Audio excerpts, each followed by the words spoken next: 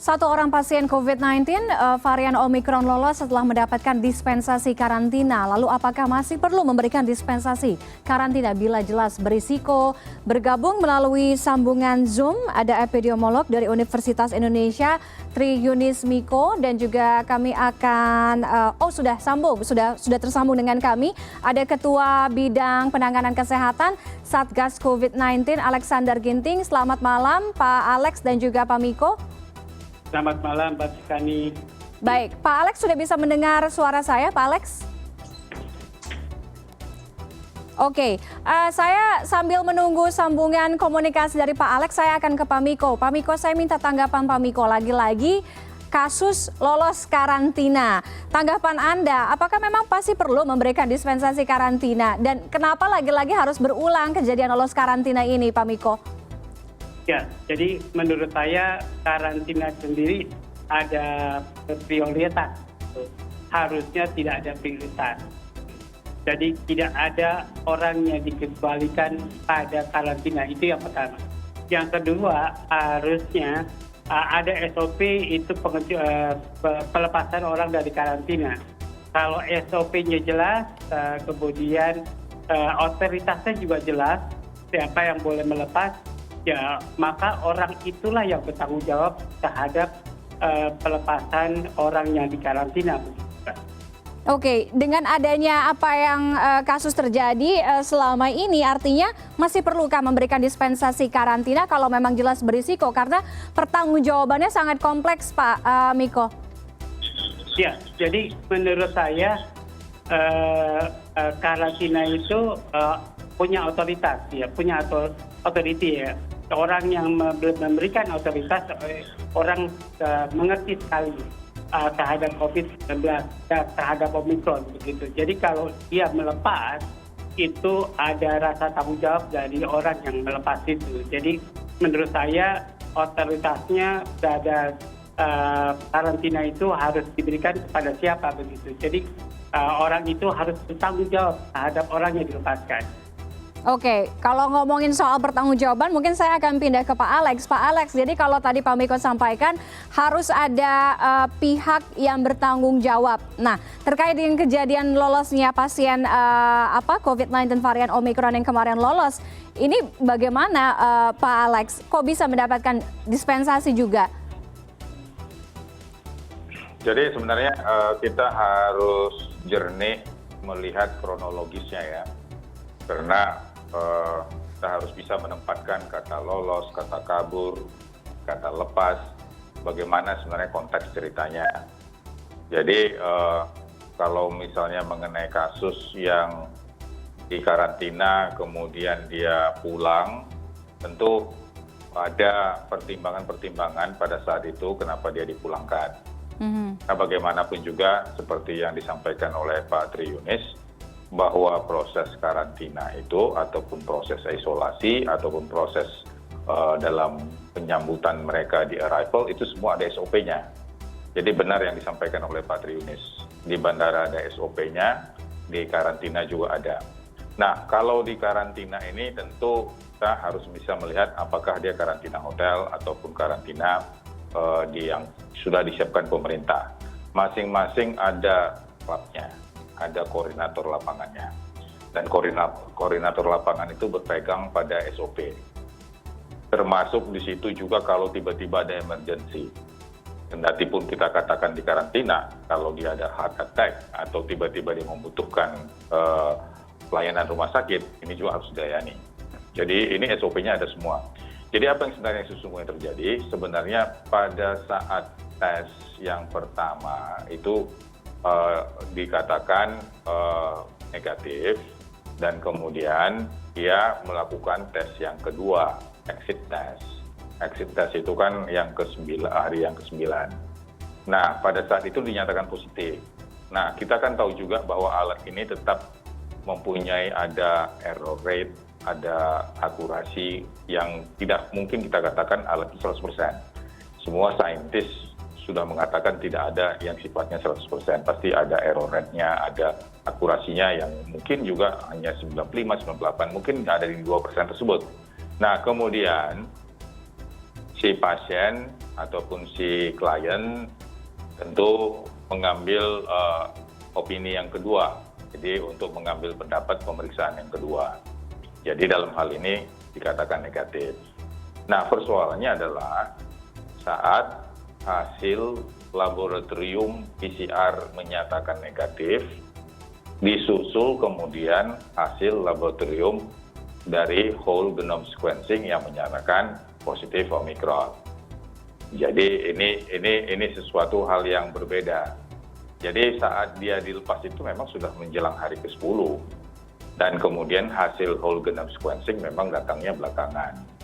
Jadi artinya kalau kita lihat dari kronologis ini pasien ataupun klien ini tidak dilepas ya, tapi ada pertimbangannya. Jadi kalau misalnya PCR-nya negatif, klinisnya baik dan sudah memenuhi 9 malam 10 hari, tentu harus dilepas.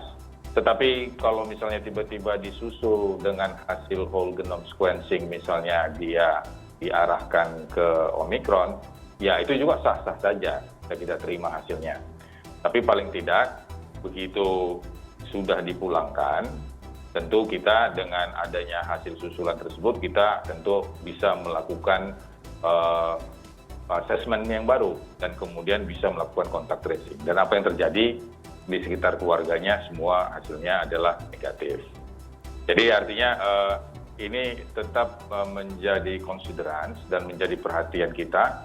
Kendati pun dia sudah lepas dari karantina 10 hari dan di tempat tujuan misalnya tiba-tiba dia bergejala dan kemudian dia sakit, itu tetap puskesmas setempat ataupun tim surveillance setempat juga mempunyai kemampuan untuk melakukan kontak tracing dan pemeriksaan lanjutan. Jadi ini yang terjadi sesungguhnya di dalam mekanisme yang ada. Jadi semua aparat yang sudah ditunjuk oleh pemerintah itu punya tanggung jawab dan kewenangan masing-masing. Dan semua ini diselenggarakan dalam rangka untuk mengamankan negara kita agar virus ini bisa dikunci, ditangkap di bandara dan kemudian di karantina sehingga tidak terjadi transmisi di komunitas. Sedapat mungkin bisa kita lakukan mengisolasi kalaupun ada yang positif. Oke. Jadi itu gambarannya dan mungkin ini yang harus kita perjelas. Jadi artinya tidak ada semua ini dikerjakan dengan sengaja untuk melepas, tetapi memang karena sudah terpenuhi masa karantinanya yang memang sudah ditetapkan 10 hari. Oke, mempertimbangkan tadi kalau Pak Alex sampaikan dengan adanya pertimbangan akurasi tadi, harusnya mungkin ada antisipasi dengan plan B, plan C, plan D dan selanjutnya gitu, Pak Alex. Ya, tetap kita kalau kita baca itu surat edaran Satgas nomor 26 yang sudah disempurnakan, yang ditandatangani oleh Letnan Jenderal TNI Suharyanto. Di situ sudah jelas bahwa ada di situ untuk apa yang disebut kalau hasil pemeriksaan itu memang masih meragukan ataupun hasil pemeriksaan itu memang perlu dipertimbangkan, kita bisa melakukan second opinion ke rumah sakit yang lain ataupun pemeriksaan laboratorium ataupun yang ketiga. Jadi itu sudah diatur di dalam surat edaran tersebut. Jadi kalau misalnya meragukan hasil sesuatu laboratorium yang sudah ditunjuk pemerintah, tentu kita bisa ke RSPAD Gatot Subroto misalnya. Atau bisa kita ke Rumah Sakit Cipto Mangunkusumo. Dan ini memang sah-sah saja di dalam dunia medis dan dalam dunia kedokteran untuk melihat dan membandingkan hasil tersebut. Karena memang yang menarik dari Omicron ini adalah kendati pun dia infeksi, klinisnya ringan, bahkan ada yang tidak bergejala. Jadi memang yang harus memang kita pertimbangkan di samping kronologis perjalanannya, dia sudah melaksanakan tes PCR, kemudian dia sudah vaksinasi, dan kemudian dia sudah lihat tidak ada bergejala. Tentu ini menjadi pertimbangan agar tetap kita lebih hati-hati. Jadi oleh karena itu surat edaran Satgas ini sudah mengantisipasi tersebut. Oke, apakah artinya dengan adanya kasus kemarin ini akan merevisi atau mengubah perihal dispensasi karantina? Selagi surat edaran Satgas nomor 26 mengatakan bahwa mereka yang datang dari luar, dari negara-negara luar negeri itu adalah 10 hari. Dan kalau itu adalah negara yang terjangkit di mana sudah terjadi transmisi ada 14 hari, ini tetap harus dijalankan. Dan kita harus taat kepada definisi tersebut. Jadi kalau dikatakan 10 hari itu berarti dia sudah 9 malam, hari ke-10-nya dia pulang walaupun dia sudah mendapatkan hasil PCR-nya tadi pagi misalnya. Tetap saja dia harus menunggu 10 kali 24 jam. Karena bisa saja hasil PCR-nya negatif, hasil whole genome sequencing belum datang, tiba-tiba klinisnya terjadi perburukan, bisa saja. Karena itu tetap harus ada variabel yang harus memang kita pegang. Oke, jadi tidak akan direvisi atau diubah ya untuk sementara ini. Saya akan ke Pak Miko. Pak Miko, tanggapan Anda apa yang terjadi kemarin tentunya harus dievaluasi. Bagaimana Pak Miko? Ya, jadi menurut saya pada proses karantina atau isolasi itu amat tergantung SOP. Tadi kata Pak Alex, SOP-nya ada begitu. Kemudian ya atau otoritas gitu. Siapa yang berhak melepas kalau di luar SOP itu. Jadi menurut saya kalau itu ada SOP dan ada ya orang yang otoritas, kemudian itu dilepas bukan karena SOP karena otoritas, ya maka orang memberikan otoritas itu melepas pasien itu yang dikarantina ya harus bertanggung jawab gitu. Oke, kembali ke Pak Alex. Pak Alex, tracing atau penelusuran kontak selanjutnya seperti apa Pak Alex? Ya, jadi kita sudah ada pengorganisasian di mana dalam hal ini untuk kontak tracing itu kerjasama dengan tim surveillance dengan Dinas Kesehatan setempat. Dan kemudian ini juga bekerjasama dengan Litbangkes untuk penelusuran apakah dia masuk nanti ke variant of concern atau tidak. Jadi tidak semata-mata kita hanya melihat kronologis perjalanannya, kemudian bagaimana laporan dia selama di karantina, tetapi juga harus melihat bagaimana perkembangan hasil PCR tersebut dan hasil whole genome sequencing yang mengikutinya. Dan kita tahu bahwa PCR yang digunakan sekarang itu ada PCR yang SGTF, yang bisa melakukan screening lebih cepat, dan tentu dengan ini akan bisa diarahkan untuk hasil whole genome sequencing yang mengarah kepada Omicron. Dan dalam hal ini tentu dokumen ataupun regulasi yang mengatur dalam penanggulangan COVID-19 itu semua kita sebut a living document. Kenapa dia living document? Itu mengikuti dinamika. Dia tidak berupa doktrin, di mana kalau kita patok 10 hari, maka akan 10 hari terus sampai ke depan. Bisa saja kalau terjadi ada perburukan ke depan, misalnya negara-negara tetangga kita positivity rate-nya sudah di atas 5%, terjadi keloncakan kasus, bisa saja kita akan naik menjadi 14 hari. Jadi artinya ini yang harus kita lihat, sehingga Satgas COVID-19 ini tetap melakukan evaluasi mingguan, evaluasi 2 mingguan, untuk melihat perkembangan selanjutnya dan juga untuk melihat apakah regulasi ini masih bisa matching, link and match dengan situasi yang harus kita capai, yaitu mengamankan negara ini sehingga tidak terjadi kelolosan virus, khususnya varian of concern. Baik, saya kembali ke Pak Miko. Pak Miko, penambahan kasus varian Omikron kemudian juga hari ini sudah diumumkan temuan Omikron transmisi lokal pertama di Indonesia. Bagaimana mengantisipasi transmisi Omikron di komunitas, kemudian juga dengan adanya pembatasan pelaku perjalanan dari luar negeri, apakah itu cukup efektif, Pak Miko? Jadi kasus pertama yang dilaporkan oleh pemerintah itu adalah bukan kasus primer atau orang kasus indeks itu bukan orang luar negeri. Nah, maka itu menunjukkan ada transmisi lokal pada kasus pertama. Kemudian kasus sekarang kan kita sudah punya 46 kasus atau 47 kasus. Kemudian dari 47 kasus, 27 kasus orang yang berpergian dari luar negeri. Berarti 20 kasus itu orang yang terinfeksi di dalam negeri. Artinya itu ada transmisi lokal pada 20 kasus. Begitu. Jadi bukan hanya kasus yang terakhir yang dilaporkan. Menurut saya itu ada transmisi lokal, kelihatan bahwa orang Indonesia sudah ada yang terinfeksi Omikron.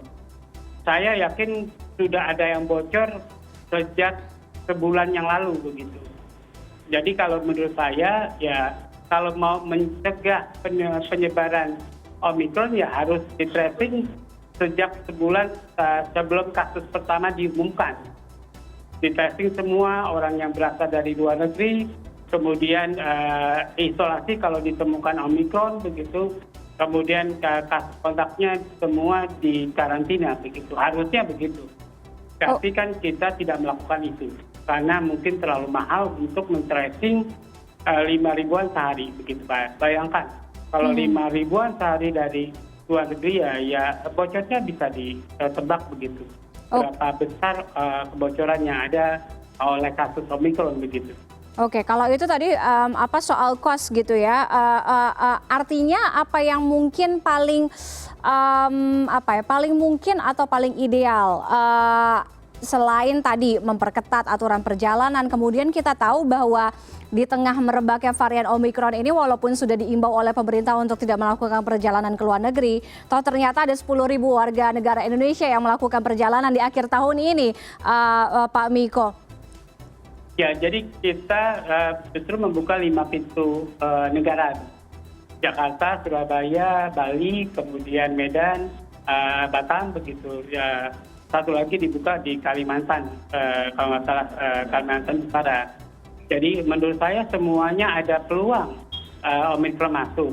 Kalau Bali dari Australia, kemudian kalau Medan dari Singapura, dari Malaysia, kemudian kalau Batam dari Singapura, kebanyakan semuanya ada kemungkinan Omikron masuk. Jadi bagaimana kita men-screening semua dan baru alatnya disebarkan kemarin ke 5 pintu masuk negara begitu. Jadi menurut saya ya kita sudah terlambat. Kalau bilang terlambat untuk mendeteksi adanya Omikron di 5 pintu negara, ya, jadi menurut saya sekarang adalah upaya-upaya membatasi Omikron masuk begitu, terutama di Bali yang akan dilaksanakan pertemuan G20, di Jakarta yang akan dilaksanakan balapan Formula E begitu, kemudian ya semua kota-kota penting menurut saya harus dibatasi penyebaran Omikron. Jadi membatasinya itu bagaimana ya caranya itu melakukan kalau di Bali menurut saya melakukan survei terhadap semua orang yang pernah ke luar negeri. Kemudian kalau di Jakarta juga harus dilakukan survei kepada semua orang yang pernah ke luar negeri. Kalau di kota lain mungkin berbeda. Oke, baik. Terima kasih Pak Miko dan juga Pak Alex sudah bergabung dengan kami malam hari ini. Selamat malam Bapak-Bapak, salam sehat selalu. Ya, selamat malam Pak Ginting, Pak Alex. Ya, selamat malam Pak Tri.